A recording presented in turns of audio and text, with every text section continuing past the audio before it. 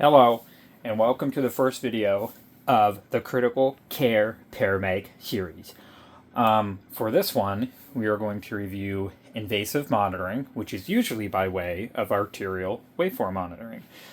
This isn't gonna, I don't think it's possible to do an entire series of what art lines mean and all that stuff, but I'll try to highlight a couple of important tidbits as we go. And then I am the only one filming this video, so I do apologize. I'll probably have to pause and switch the camera angle a handful of times in order to see everything.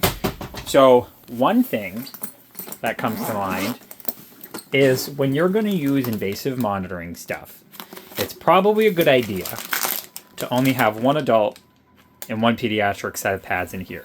The spare adult pads can go up there. That is to avoid clutter in this area. You know, when you start digging things out and you go, ha! It's easy to have stuff fall in a pile of blankets and then we lose equipment. So don't do that. Another thing is that we have the invasive temperature monitors, but we have resorted to putting those in here. Yep. Here it is. That's the probe, and that's the cable. I think that's a good spot for them, personally. Okay, so here's our invasive monitoring art line cable. And here is where it goes. Boop! Pressure 1, pressure 2, pressure 3, so we could do 3 at a time, but I really highly doubt we'll do any more than 1. Then we have our temp ones there. Okay, so that's that. So we'll plug this in after. We have our art line thing. Well, this should already be set up, okay? But that's okay. We're going to set it up to other view here. Ka-chow. There we go. You have to use a 500 milliliter bag and inflate it to a pressure of 300. One thing that comes to mind with this part is that sometimes you could leak air, especially if you don't have your stopcock. If it's not turned correctly, you know, you have to block air this way. Okay? You don't want any air going through here. If you have it like this, you can leak air slowly. If you have it like that, it's going to go psss, and it's all going to drain out of the side here. Okay? So you have to have it stopped towards the bag. Anywhere that's facing is off. Okay? Now we have this extension tubing. Alright, this has to be kind of sterile, okay?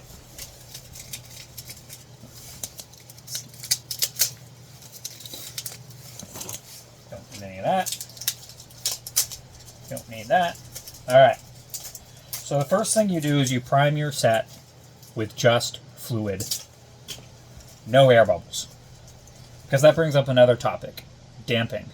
Or underdamped or overdamped. Okay? We'll do a square waveform test once I set all of this up. Anyways. So, you'll get your bag of fluid. And this was in my truck, so it's kind of cold. I don't know. It'll work. It'll work. But look how much stuff is here. Oh yeah, it's really easy to get kerfluffled. And if you don't have your stuff organized. So organize it. Yeah. Yeah, and I am foregoing sterility in the interest of setting stuff up for a video. But I did talk about how this is going into the central circulation of another human being. Okay, so keep that in mind. Come on, fluid, you go. All right. You want to be able to see the drops in here. If you don't, and it's filled up too much, and you do a square waveform test, you don't really have any way to know if there's drips. What if there's only like one little drip and there's a kink or a clog somewhere? You would never know. Okay, so don't fill that up all the way. Probably about halfway. So there's that. We'll hang it up. Boy, it's cold. Okay. Now, I'm going to clamp this just so I don't leak everywhere. And then I'm going to straighten all of this out and get it organized. There are a lot of three-way stopcocks. this right here is the transducer device, okay? All of your connections need to be tight. Every single one of them. If you have any issues, like this, I just loosened it. See that? I just loosened it. If you have any issues, you need to verify that all of your connections are tight, and then that all of your stopcocks are in the correct position.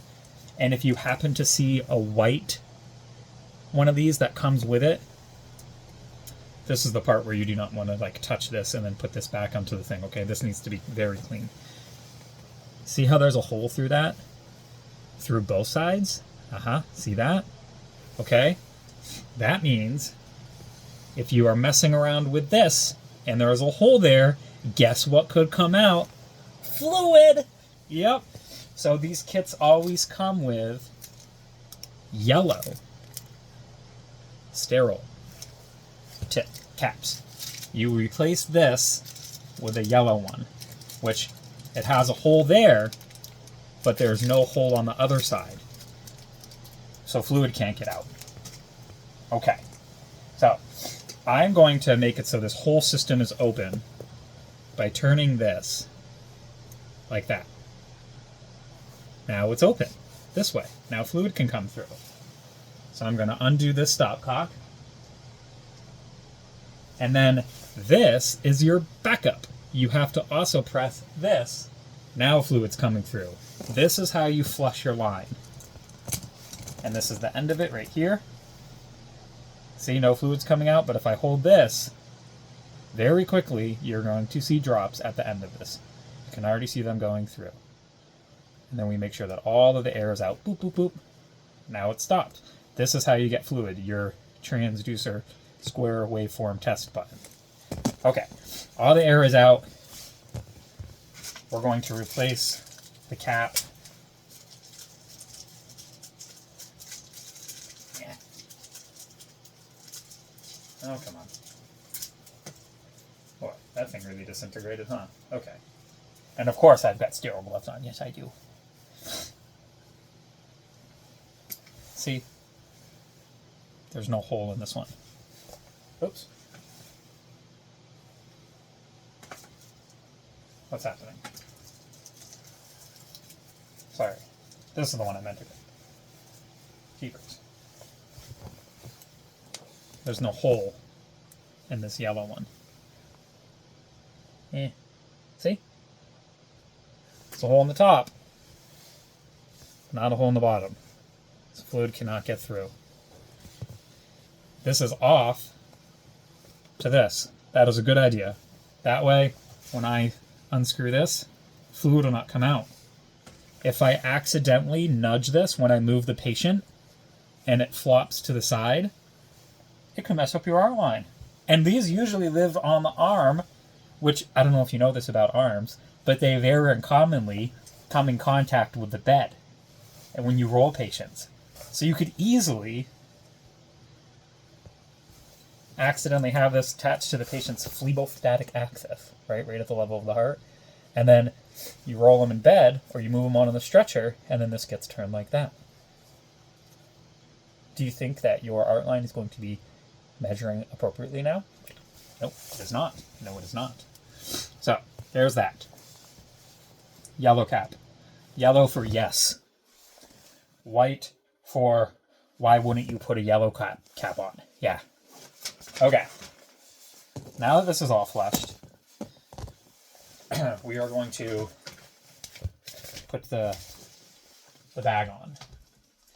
So just to review damping, assuming there is no air in the system, no kinks, no excess tubing, or like, double, triple tubing sets, I don't know why you would have that. But assuming you only have one, no really long lengths of tubing, you have a 500 milliliter bag, which honestly, the other thing too, is sometimes you could do so many square waveform tests and troubleshooting and flushing, because you can draw art line samples out of this. So somebody's getting a blood gas once an hour, once every 2 hours, you could very easily deplete the contents of this bag, which then require periodic reinflation. And there's no way to really truly know how much fluid is in here when the bag is inflated because it hides it. Okay? So you could have to reset your system with a new bag of fluid. All right, so let's get this going. We're going to shut it off to the outside. Now we're going to pump air into it until we see green. You'll see red, then you'll see yellow, and then you'll see green. And you know what? I am going to clamp this just as an additional safety, because I don't want to leak fluid everywhere. Green, green, green, green, green. Come on. You know, this wasn't my truck all night, so maybe that has something to do with it. There it goes.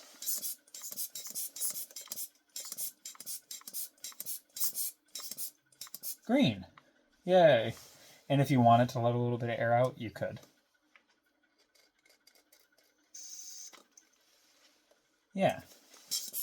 Okay, now here's where you need to turn this way. Okay, you have to stop there. If you keep it here, it will slowly leak. Okay, so turn it up and clamp everything off. Okay, up. There. That's done. And you can give yourself safeties by anything you turn sideways on this system is going to occlude blood and fluid from going through, right? Off. Okay. So if your system's not working, you also have to verify that the entire thing is open. Open, open, open. Okay? All right. This right here connects to the actual arterial line. Brief topic about that, okay? They usually are in the radius. If somebody's arm is bent or something like that, the arm usually needs to be flexed to have it be straight. This is how you can have, so pay attention to the arm movement. If your patient's arm is squished and then you're not getting a good waveform anymore, that could be why. Sometimes it helps, or a lot of times it helps to put arm boards to hold the arm straight. Okay? All right, so this is connecting to the actual art line. And if you trace your tubing set back, everything is open. And these ports right here, you can put a port adapter, and then you can attach a syringe to it, and you can draw blood samples. I'll show you what that... So to do that, you have to have all of these open. You press here. However, sorry, there's a caveat. You have to shut the system off. The fluid bag is over here on this side, so we're going to shut this off to this side. That way, when I draw back, there's only one place to draw from, and it's the patient on this side. We're not drawing fluid from this side. Okay? So we fill this up with 10 cc's of waste. Okay? That's your waste. And then you attach the adapter onto this, and then you pull your blood sample using a clean syringe, or a sterile syringe. Okay?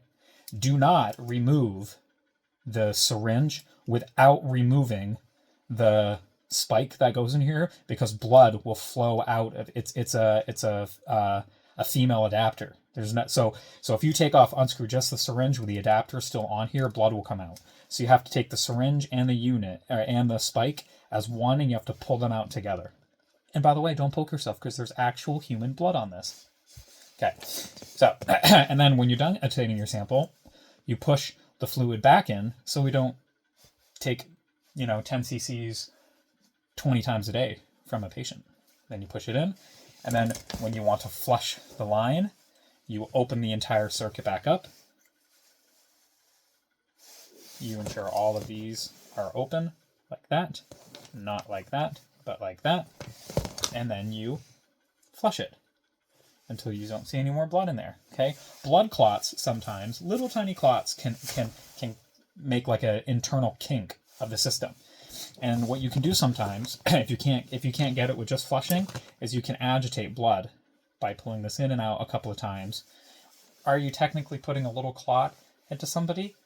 Maybe, but they may be anticoagulated and their body will degrade the clot anyways. It's not like it's going to be a huge thrombus. You'll never get past that. You'll have to probably remove the arterial line. So that's just a troubleshooting flip it, right? Like what else are you going to do? You can't take the whole system off and then remove it from the actual arterial line, because then you're just going to drip blood everywhere in an arterial type of way.